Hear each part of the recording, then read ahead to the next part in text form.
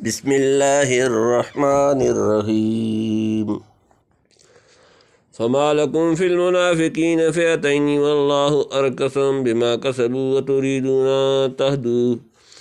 بل اضل اللہ ومن یضلل اللہ فلن تجد له سبیلا ودوا لو تکفرون کما کفروا فتکونون سواء فلا تتخذوا منهم اولیاء حتى يهاجروا في سبیل اللہ فإن تولوا فخذوهم واقتلوهم حيث وجدتموهم ولا تتخذوا منهم وليا ولا نصيرا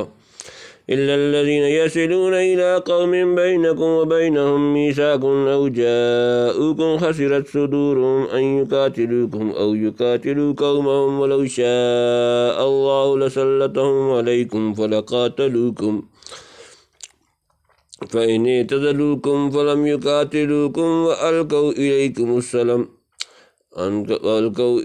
السلام فما جعل الله لكم عليهم سبيلا ستجدون آخرين يريدون أن يأمنوكم ويأمنوا قومهم كلما ردوا إلى الفتنة أركسوا فيها فإن لم يعتزلوكم ويلقوا إليكم السلام ويكفوا أيديهم فخذوهم واقتلوهم حيث ثقفتموهم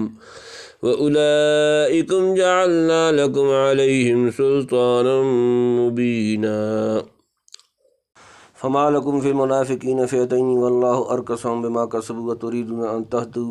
ان تہدوا من اضل اللہ من یضلل اللہ فلن تجد له سبیلا۔ آسان ترجمہ: فما لکم سو کیا ہوا تمہیں فی المنافقین منافقین کے بارے میں، فئتین دو فریق، واللہ اور اللہ ارکسهم انہیں الٹ دیا، اوندا کر دیا، بما کسبوا اس کے سبب جو انہوں نے کمایا، اتریدون کیا تم چاہتے ہو، ان تہدوا کہ راہ پر لاؤ، من جو جس، اضل گمراہ کیا اللہ ومن او جو جس، یضلل گمراہ کرے اللہ فلن تجد پس تم ہرگز نہ پاؤ گے، لہو اس کے لیے، سبیلاً کوئی راہ۔ پھر تمہیں کیا ہو گیا کہ منافقین کے بارے میں تم دو گروہ بن گئے، حالانکہ انہوں نے جیسے کام کیے ہیں ان کی بنا پر اللہ نے ان کو اوندا کر دیا ہے۔ کیا تم یہ چاہتے ہو کہ ایسے شخص کو ہدایت پر لاؤ جس اللہ کی خواہش کے مطابق گمراہی میں مبتلا کر چکا، اور جسے اللہ گمراہی میں مبتلا کر دے اس کے لیے تم ہرگز کبھی کوئی بھلائی کا راستہ نہ پا سکتے۔ ان آیتوں میں 4 قسم کے منافقین کا تذکرہ ہے اور ان میں سے ہر قسم کا حکم الگ بیان کیا گیا ہے۔ اس آیت میں منافقین کی پہلی قسم کا ذکر ہے۔ یہ مکہ مکرمہ کے کچھ لوگ تھے جو مدینہ منورہ آئے اور ظاہری طور پر مسلمان ہو گئے اور مسلمانوں کی ہمدردی حاصل کر لی۔ کچھ عرصے کے بعد انہوں نے حضور اقدس صلی اللہ علیہ وآلہ وسلم سے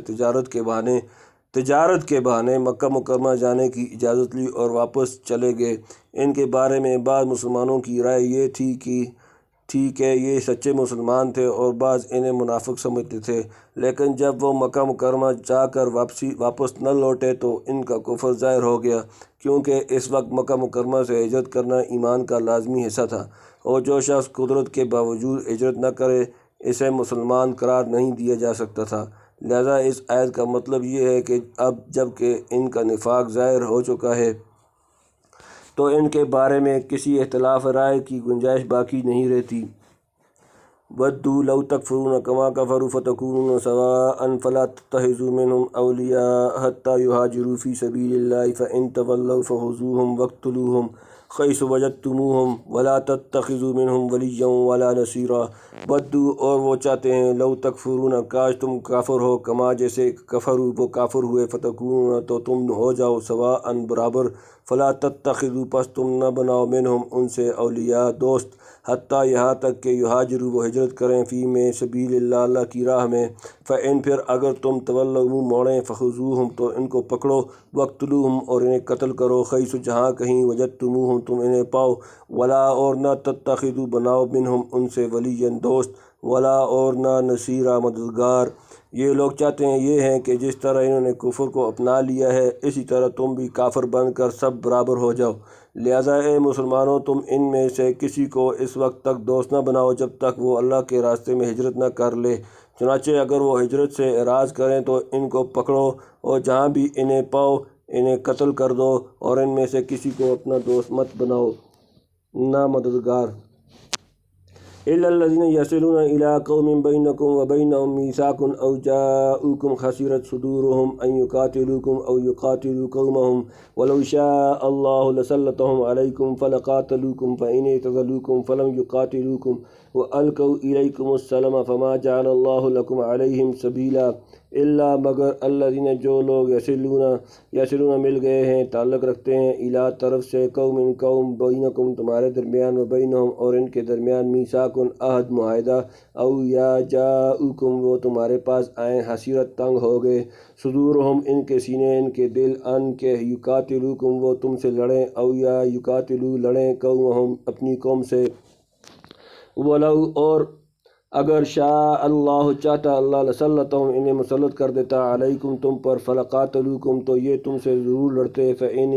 فإنی پھر اگر اعتزلوکم تم سے کنارہ کش ہوں، فلم پھر نہ یقاتلوکم وہ تم سے لڑیں، اور القوا ڈالیں الیکم تمہاری طرف السلام صلح، فما جعل تو نہیں دی اللہ لکم تمہارے لیے علیہم ان پر سبیلاً کوئی راہ۔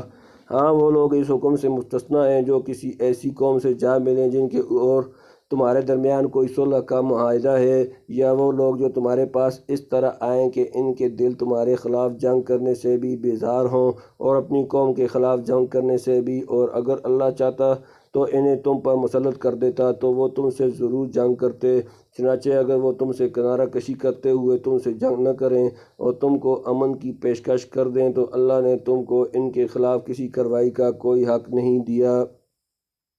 پچھلی آیت میں ایسے منافقین سے جنگ کرنے اور انہیں قتل کرنے کا حکم دیا گیا تھا جن کا کفر ظاہر ہو چکا ہو، البتہ اس حکم سے دو قسم کے لوگ مستثنیٰ کیے گئے ہیں، ایک وہ لوگ جو کسی ایسی غیر مسلم قوم کے ساتھ جا ملے ہوں جن سے مسلمانوں نے جنگ نہ کرنے کا معاہدہ کر رکھا ہو، اور دوسرے وہ لوگ جو جنگ سے بالکل بیزار ہوں، نہ مسلمانوں سے لڑنا چاہتے ہوں نہ اپنی قوم سے، اور چونکہ ان کو اندیشہ ہوتا ہے کہ اگر وہ مسلمانوں سے نہیں لڑیں گے تو خود ان کی قوم ان سے لڑے گی، اس لیے وہ مسلمانوں کے پاس آ جاتے ہیں۔ ان کے بارے میں بھی مسلمانوں کو یہ حکم دیا گیا ہے کہ وہ ان کے خلاف کارروائی نہ کریں، یہاں تک منافقین کی تین قسمیں ہو گئیں۔ ستجدون آخرین یریدون ان یأمنوکم ویأمنوا قومهم كلما ردوا الى الفتنة ارکسوا فیہا فإن لم یعتزلوکم ویلقوا الیکم السلام ویکفوا ایدیہم فخذوہم واقتلوہم حیث ثقفتموہم واولئکم جعلنا لکم علیہم سلطانا مبینا۔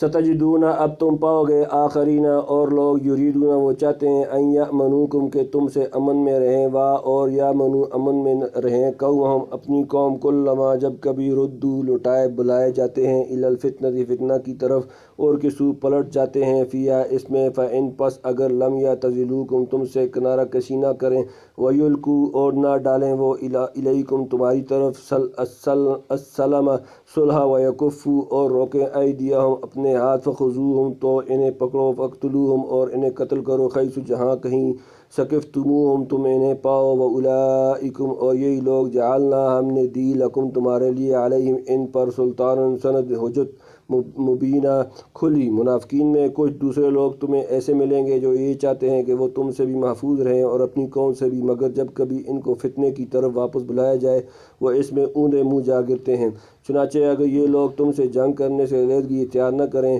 اور نہ تمہیں امن کی پیشکش کریں اور نہ اپنے ہاتھ روکیں تو ان کو بھی پکڑو، اور جہاں کہیں انہیں پاؤ انہیں قتل کرو۔ ایسے لوگوں کے خلاف اللہ نے تم کو کھلا اختیار دے دیا ہے۔ اوپر کی آیت میں تیسری قسم کے لوگوں کا ذکر تھا جو واقعتاً جنگ سے بیزار تھے اور مسلمانوں سے لڑنا نہیں چاہتے تھے۔ اس آیت میں منافقین کی چوتھی قسم کا ذکر ہے جو جنگ سے بیزار ہونے کے معاملے میں بھی منافقت سے کام لیتے تھے۔ ظاہر تو یہ کرتے تھے کہ ہم مسلمانوں سے جنگ نہیں چاہتے، لیکن یہ جھوٹا اعلان صرف اس لیے تھا تاکہ مسلمان انہیں قتل کرنے سے باز رہیں۔ چنانچہ جب دوسرے کفار انہی مسلمانوں کے خلاف کسی سازش کی دعوت دیتے تو یہ اس سازش میں بے دھڑک شریک ہو جاتے تھے۔